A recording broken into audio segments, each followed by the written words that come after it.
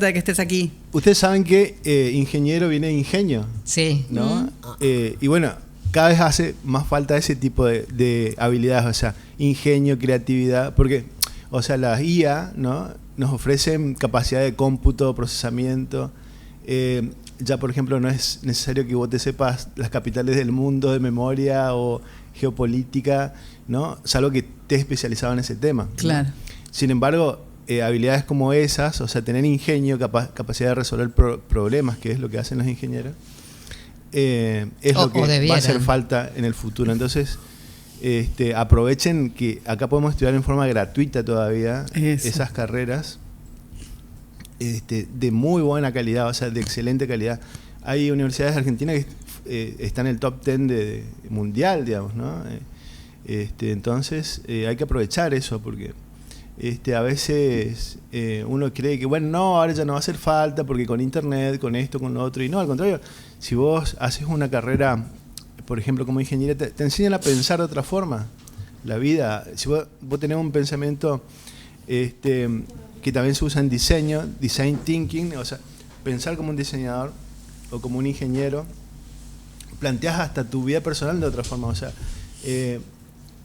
pensás, bueno, este tendríamos es el que haber estudiado problema, lo ingeniería. analizo, estos son los elementos del problema, busco posibles soluciones, después cómo lo hago también, porque lo primero que hace uno es descartar, por ejemplo, ideas que nos pueden servir después porque se conectan con otra, ¿no? Te enseñan a pensar, ¿no? En ese tipo de carreras uno aprende a pensar. Bueno, es como... De otra manera, digamos, exacto. ¿no? Me imagino que de acuerdo a la carrera también, ¿no? Tal cual. Bueno, y hubo mujeres, hay una película que me gusta que muestra unos primeros salidas en cohete de un ser humano, ¿no? No sé si la vieron, que fue gracias a una profesora de matemática que hizo los cálculos y lo hacía más rápido que las computadoras de ese momento, ¿no? Mira. Claro. Sí, hay una película. Ajá. Sí. Y también habla de la primera ingeniera mujer que se inscribió en una de esas carreras, ¿no? Cómo cambiaron la... bueno, y después está también el tema de cómo los medios manejan o manejamos este tipo de cosas, porque no se conoce eso, igual que, por ejemplo, la teoría de Darwin, en teoría es de una bióloga, de una mujer, o sea, es prácticamente una copia, ¿no? O el descubrimiento del ADN también lo hizo una ingeniera. Está queriendo quedar bien con ustedes, les digo. Sí. Gracias, Pablo. Bien, Pablo.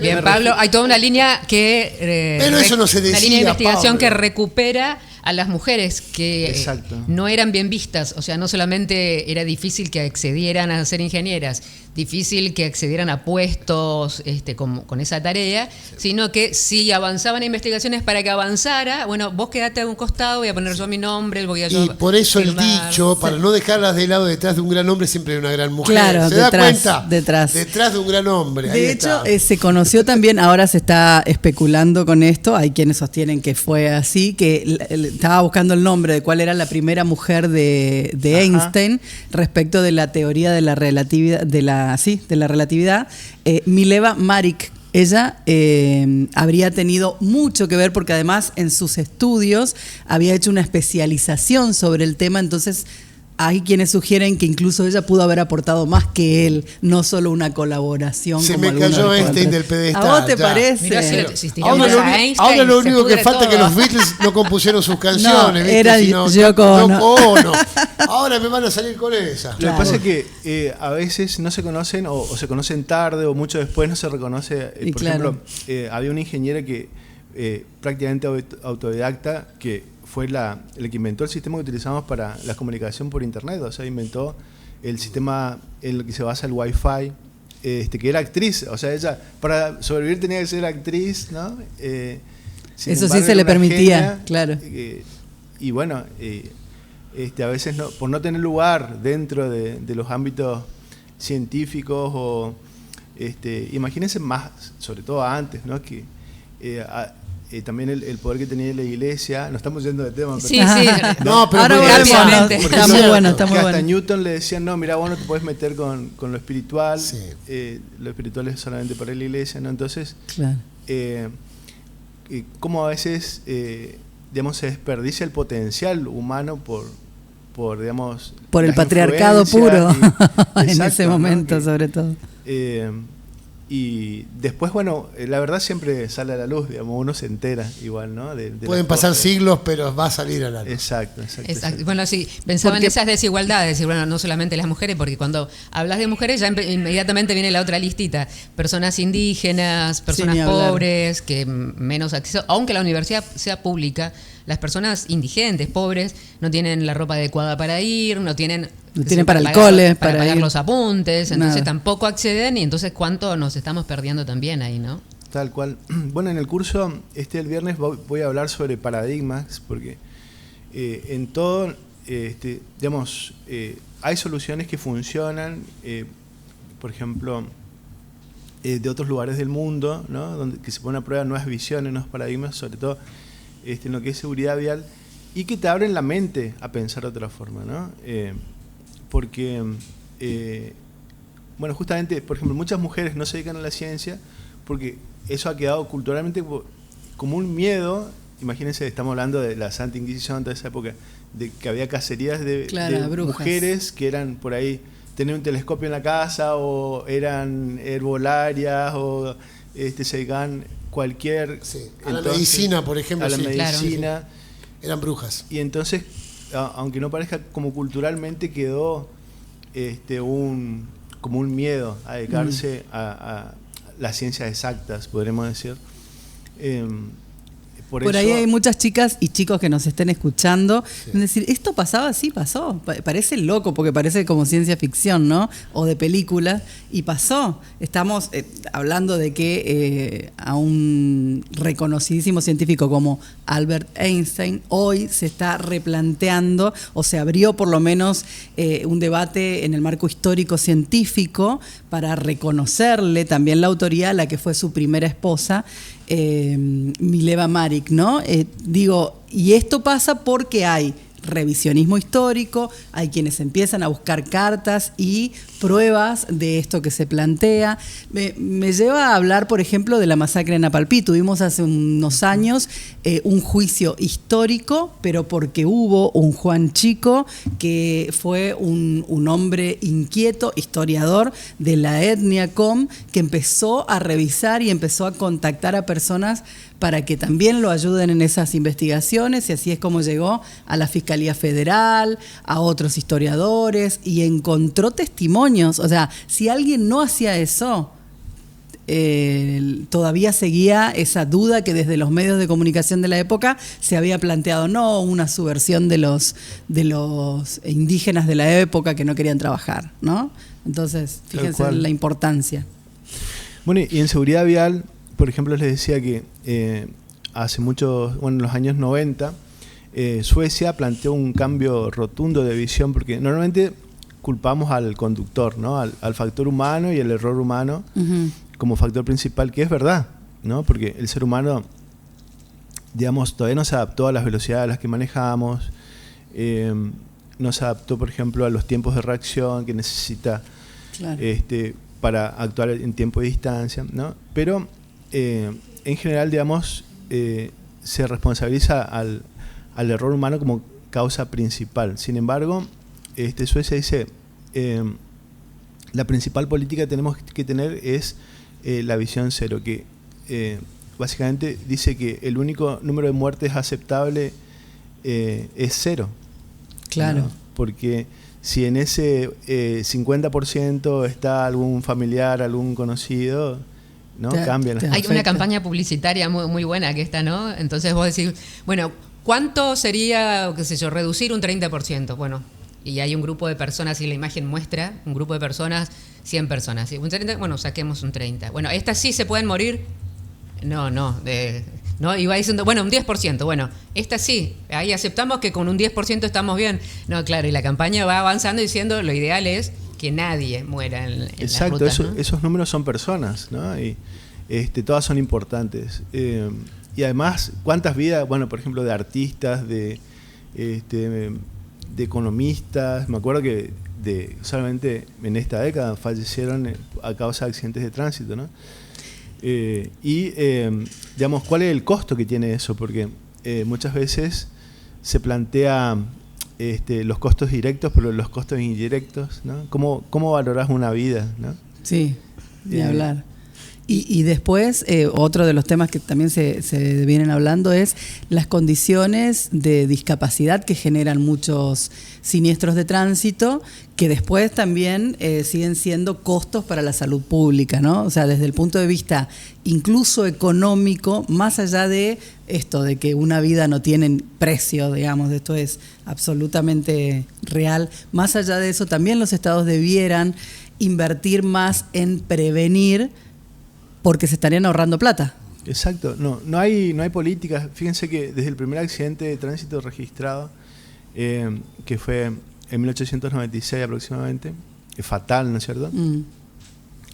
Hasta la actualidad han muerto más de 50 millones de personas en el mundo, pero cientos de miles de millones han quedado con lo que vos decís, graves secuelas, incapacidades, que a veces es peor que la muerte, ¿no? Porque una persona cuadriplégica, por ejemplo, ¿no?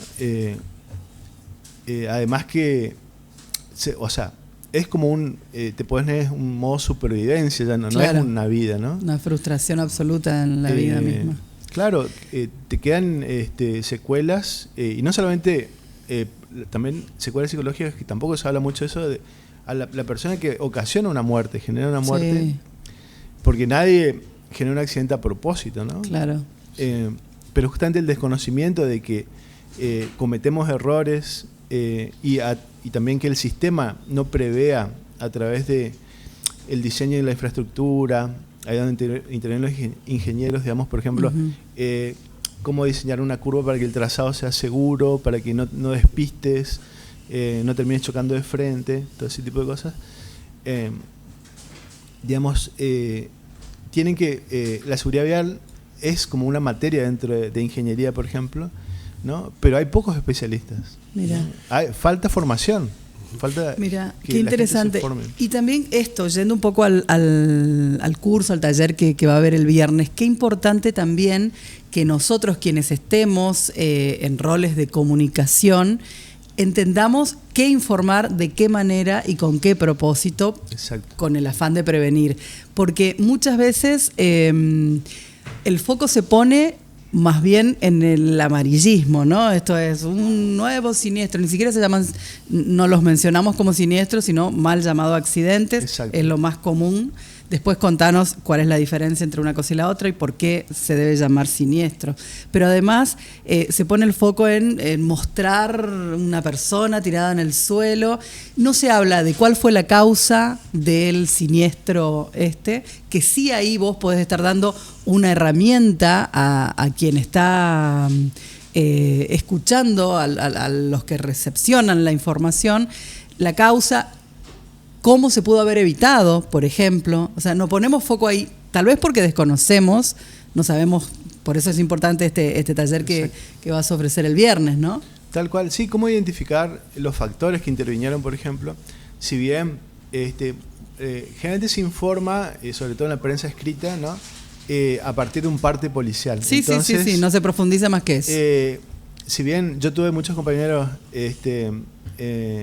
técnicos en seguridad vial, digamos, que intervienen en los accidentes, por ejemplo, está en la policía caminera, entonces pasan el parte de ellos, que tienen un poco más de información. Pero generalmente era la policía que, bueno, sabe más de prevención del delito que... Sí. Entonces, a veces hasta en el título, por ejemplo, dice, bueno, moto, terrible accidente, moto choca contra camioneta, y vos a ella le estás echando la culpa al conductor de la moto. ¿No? Claro. En realidad hubo un choque entre dos vehículos, intervino una moto, ¿no? Porque sin querer, o sea, el que está titulando eso está responsabilizado, o a la ruta, por ejemplo, no accidente sé si fatal en querer. ruta 9, ¿no? Por ejemplo, entonces ya de esa forma le estás echando la culpa a la ruta. Ponele que sin querer, pero no sé si sin querer también, porque a veces lo que se busca es eso, o sea, culpabilizar a alguien, hacer que la gente reaccione. Sí, todo el mundo maneja mal, los comentarios abajo. No llevaba casco, está bien, está bueno resaltar que no llevaba casco, porque a lo mejor si llevaba casco las consecuencias, a lo mejor seguro iban a ser menos nocivas. Pero por ahí se pone el foco en eso, en responsabilizar, en juzgar, digamos, y no en contar la información y sobre todo en ver de qué manera se pudo haber prevenido, que es un poco el objetivo de contar. Porque si no, ¿para qué contás sobre un siniestro de tránsito? Bueno, vos como entendido te fijás en todo esto, que es importante, digo, porque reitero, el curso es para comunicadores y periodistas. Y para estudiantes. Y para estudiantes, para que de alguna manera entendamos mejor, enseñemos también a aquellos que nos que escuchan, también enseñan. que también, ¿no? Que de alguna manera sirve para esto. ¿Y con qué te encontrás vos? Porque acá sería bueno que vos cites los puntos, ¿no? Donde podríamos evitar cometer yerros. Bueno, yo creo, en realidad, digamos... Queremos un adelanto del curso, digamos. Sí, claro. No, yo ya estoy aprovechando, ¿viste? Claro. Así. En realidad, un accidente siempre lo tiene que analizar, por ejemplo, un perito para ver, porque lo que aparentemente... Ahí estamos fritos ya, porque, Sí, porque porque a uno de ahí le llega hasta la que información, pase. como vos decías, de la policía. Exacto. Pero sí por ahí se puede hacer hincapié en cómo prevenir, como dice Gabe, porque ¿a qué vamos, digamos? A veces nos ponemos en analistas o analizamos qué pudo, y como les decía recién, ya le estamos echando la culpa o responsabilizamos, por ejemplo, al motociclista porque no tiene casco. Porque, por ejemplo, dice, bueno, la gente dice, bueno, en Chaco la gente casi no usa casco o usa poco casco. ¿Pero en qué medida? ¿Cuánto? ¿Comparado con qué? Ah, claro. ¿No? Es decir, ¿cuál es la tasa de uso de casco?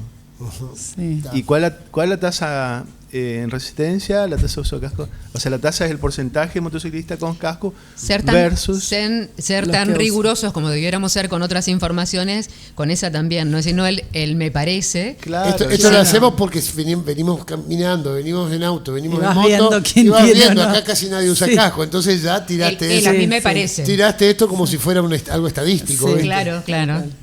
¿Y esa información dónde la podríamos encontrar, por ejemplo? Bueno, el Observatorio de la Agencia Nacional de Seguridad Vial hace estudios en todas las provincias, sobre todo en los municipios que tienen licencia única, Claro.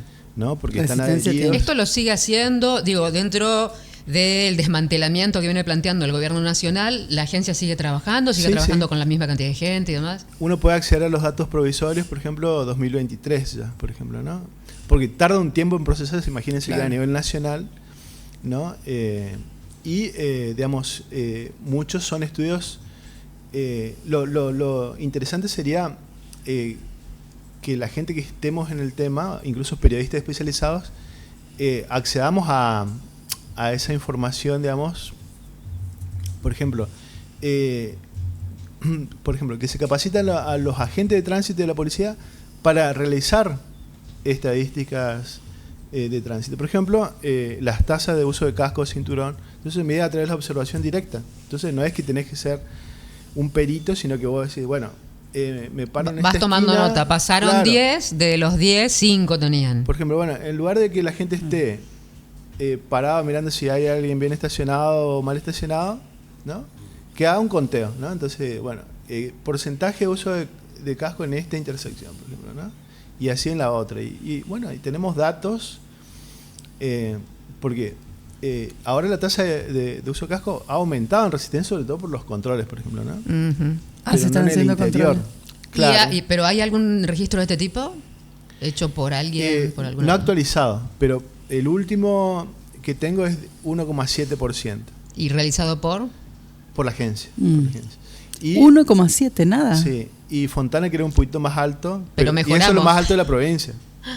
Sí, claro, seguro. En el interior, al menos yo en Charata, las veces que voy, no veo casi nadie con casco, muy poca gente con casco. Como para comparar, porque medir básicamente es comparar, ¿no? Ajá.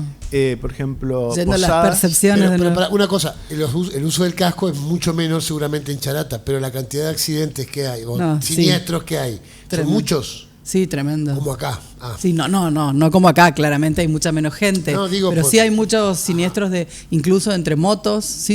Exacto. Ah, mira. Sí, tremendo.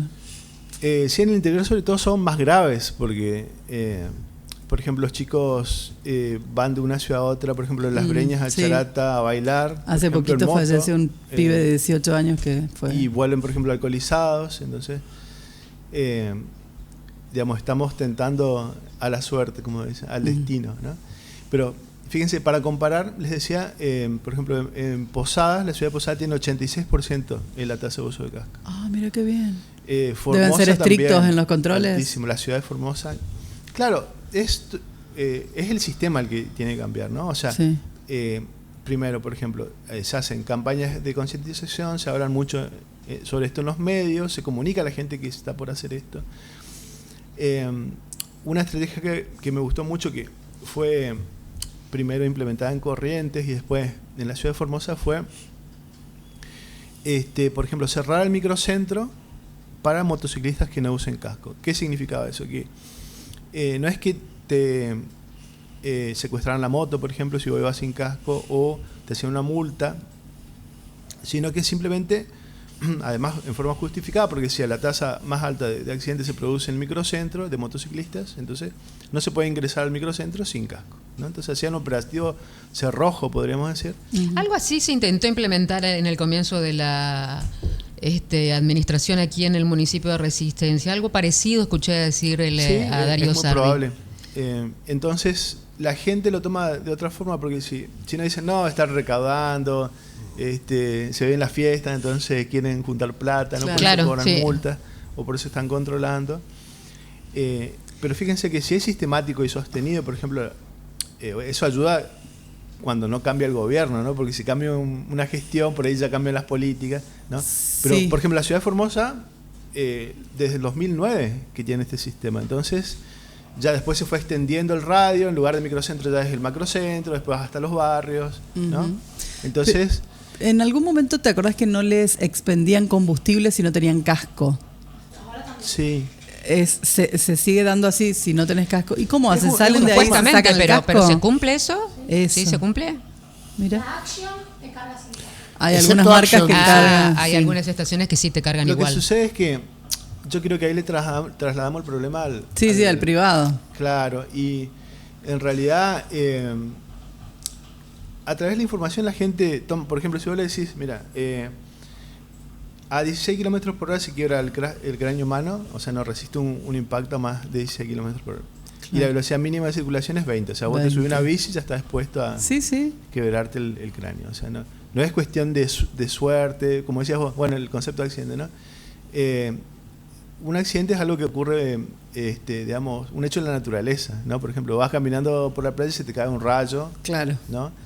No lo puedes evitar. Claro, o por el viento se te cae un árbol sobre tu auto, bueno, es un hecho imprevisible, ¿no?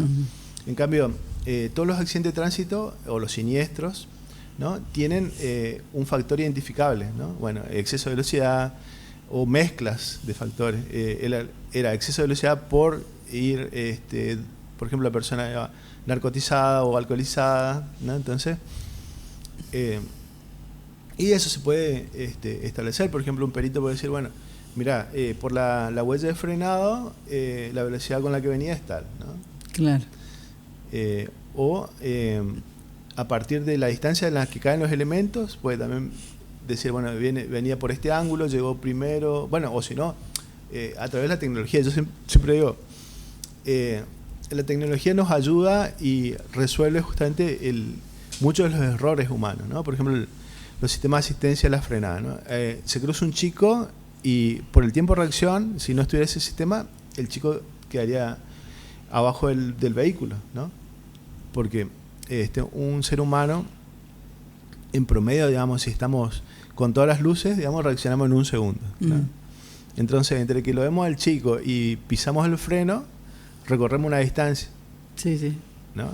Y bueno, en los sistemas automatizados lo que hacen es un radar, detecta la presencia de un objeto, lo clasifica y detiene, por más de que el conductor lleve pisado a fondo el acelerador, detiene inmediatamente el vehículo, ¿no? Entonces, eso en otro lugar de la estratosfera. Tenemos vehículos ya. ¿Tenemos acá? Sí. Claro, pero no es un radar. Uso popular, digamos, ¿no? O sea, ¿son autos de más alta gama o no? Sí, gama media ya traen. Bueno, ¿cómo? No entendí. ¿El radar frena antes de que la persona apriete el freno? Claro. Todos los vehículos, sobre todo después de 2013, 2014, tienen un montón de sistemas. Por ejemplo, en Argentina, porque un modelo para salir a la venta tiene que estar homologado. Sí. Entonces, antes las matrices, las automotrices, digamos, aprovechaban que la validez del diseño del modelo servía para 20, 30 años, ¿no? Ahora no. Entonces, Argentina en 2014 estableció que todos los vehículos que salían de fábrica ya tenían que tener frenos ABS y, ¿cómo se llama? Airbag para el conductor y el acompañante, ¿no? Que eso ya solamente ha salvado un montón de vidas. Y ha generado otras implicaciones, ¿no?